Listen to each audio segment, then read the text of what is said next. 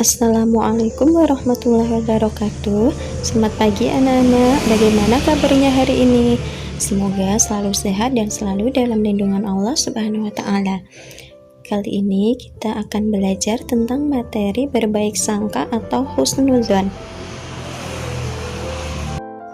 Dalam materi ini kita akan membahas 3 hal. Yang pertama, penjelasan berbaik sangka, kedua, macam-macam berbaik sangka, dan yang ketiga, manfaat berbaik sangka.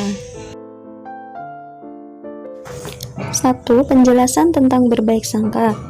Berbaik sangka sering disebut dengan husnudzon. Perilaku ini merupakan perilaku yang terpuji dan harus dimiliki oleh seorang muslim. Lawan dari kata husnudzon adalah suudzon atau berburuk sangka, karena merupakan perilaku tercela yang akan mendatangkan mudarat, sehingga harus kita hindari ya.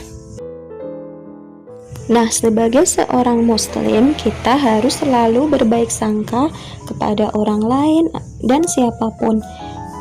Jadi, jangan sampai kita bersuudzon atau berburuk sangka kepada orang lain, karena berburuk sangka hanya akan mendatangkan mudarat atau keburukan bagi kita. Allah Subhanahu wa taala melarang kita untuk berburuk sangka sebagaimana firman-Nya dalam Quran surat Al-Hujurat ayat 12 yang berbunyi, A'udzu billahi minasyaitonir rajim. Bismillahirrahmanirrahim. Ya ayyuhalladzina amanu ijtanibu katsiran minadh-dhanni inna ba'dadh-dhanni ism. Wa la tajassasu wa la yaghtab ba'dukum ba'da ayuhibbu ahadukum ayyakula lahmu akhihi maitan fakaritumu wattaqullaha innallaha tawwabur rahim. Shadaqallahul azim, yang artinya, hai orang-orang yang beriman, jauhilah kebanyakan purbasangka atau kecurigaan, karena sebagian dari purbasangka itu dosa. Dan janganlah mencari-cari keburukan orang, dan janganlah menggunjingkan satu sama lain. Adakah seorang di antara kamu yang suka memakan daging saudaranya yang sudah mati? Maka tentulah kamu merasa jijik kepadanya. Dan bertakwalah kepada Allah, sesungguhnya Allah Maha menerima taubat lagi Maha penyayang. Dari ayat tersebut dapat kita fahami bahwa Allah melarang kita untuk berprasangka yang buruk atau purbasangka, karena sebagian dari purbasangka itu adalah dosa. Nah, kita juga dilarang untuk mencari-cari keburukan orang, menggunjingkan satu sama lain.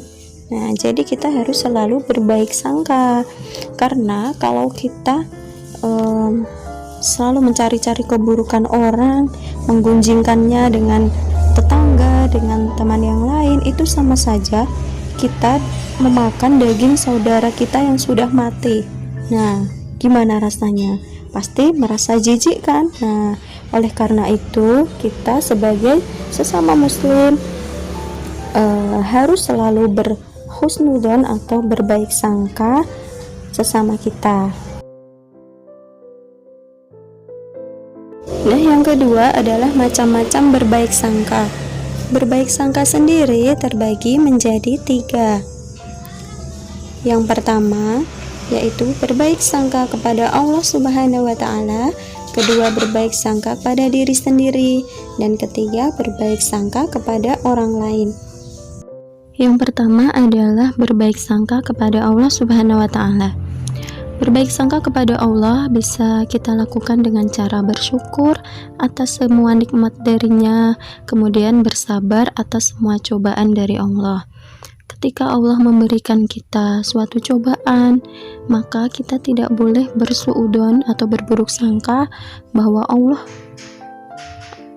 ingin sesuatu yang buruk terjadi pada saya.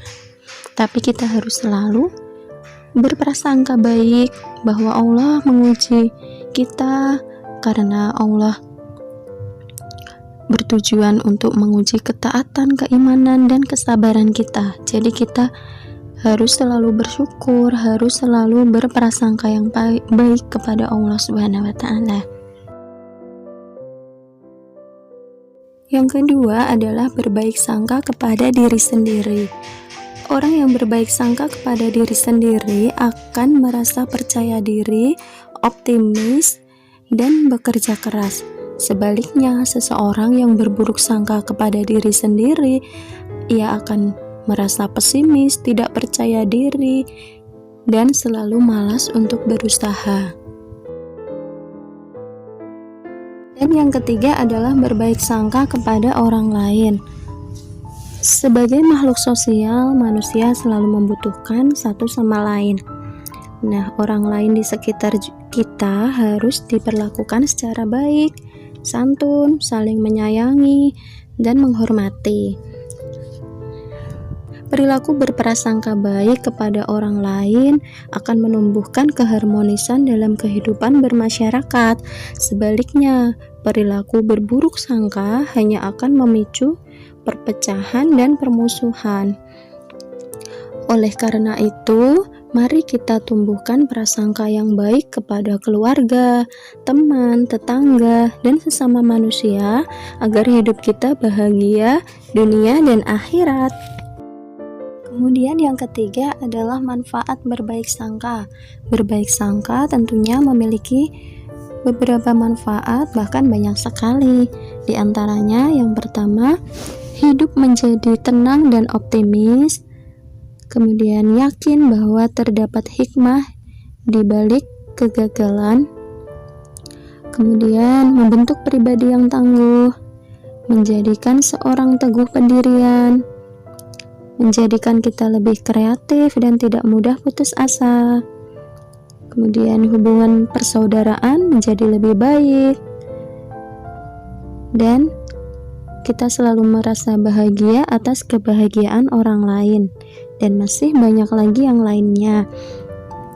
Nah, sekian dulu penjelasan kita kali ini tentang berbaik sangka. Insya Allah di pertemuan berikutnya kita bertemu lagi. Wabillahi taufiq wal hidayah. Wassalamualaikum warahmatullahi wabarakatuh.